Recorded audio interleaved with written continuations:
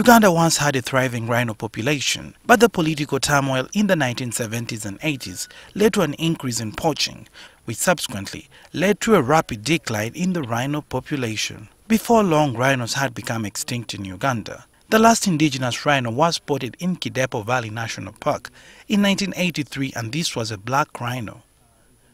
For 15 years, the government of Uganda has been working together with an NGO called Rhino Fund Uganda to restore the rhino population by breeding and eventually reintroducing the creatures into the wild.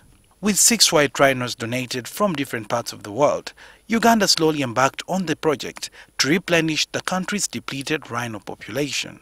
Uganda so far has 24 rhinos at Zziwa Rhino Sanctuary, which sits on 70 square kilometers of land in Nakasongola district. The land was donated to Rhino Fund Uganda for the conservation of rhinos by Captain Joseph Charles Roy, a local entrepreneur. Roy is now threatening to take back his land following a misunderstanding with some officials from the Rhino Fund Uganda. In November last year, the captain decided to write terminating that tenants agreement between him and D&D, which is the car company of Angela. And so, another letter was written also terminating the concession agreement with Rhino Fund Uganda, which is the organization running the rhinos, taking care of the rhinos. Through his lawyers, Captain Roy is accusing the executive director of Rhino Fund Uganda of running a private business entity on his land without paying concession fees of at least 10% to both the owners of the land and Rhino Fund Uganda. This was a private business. It had nothing to do with the rhinos. Angela was starting a business, a lodge, tourists who come in to see the rhinos stay there. That is why he gave her at a minimum 10%. And say, you give me a contribution of 10%.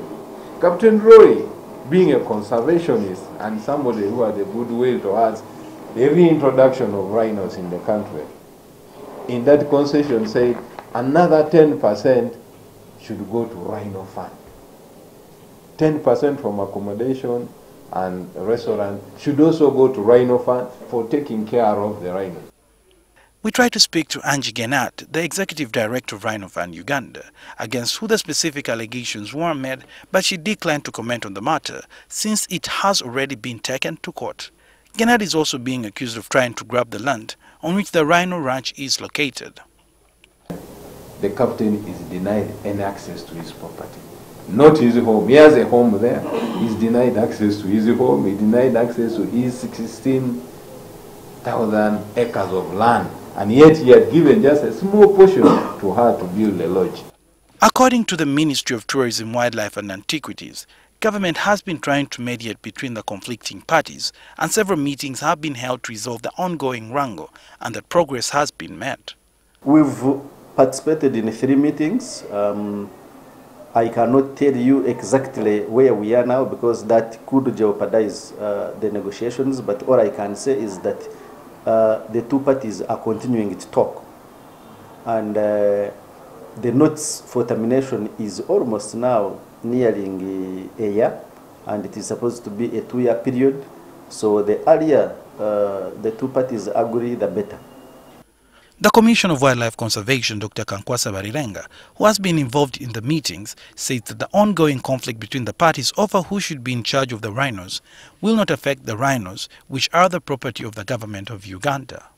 There is no single risk to the rhinos. You may be aware that the rhinos on that sanctuary belong to the government of Uganda. Rhinos are in CITES Appendix 1, and that means that they can only be owned by governments. The Commissioner also says that a contingency plan to find the rhinos a new home has already been put in place by government in case both parties fail to reconcile.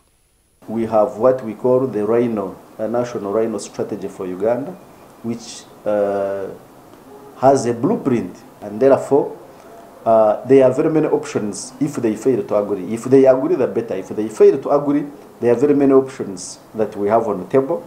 I can tell you a few of them. One is that we are readying ourselves. We are making ourselves ready to receive the rhinos in the wild, should it be a necessary option. So far, Uganda has a total of 24 rhinos at the ranch. Government has always had plans to start moving the rhinos into the wild as soon as they hit the 30 mark. Sohel Mugabe, NTV Green.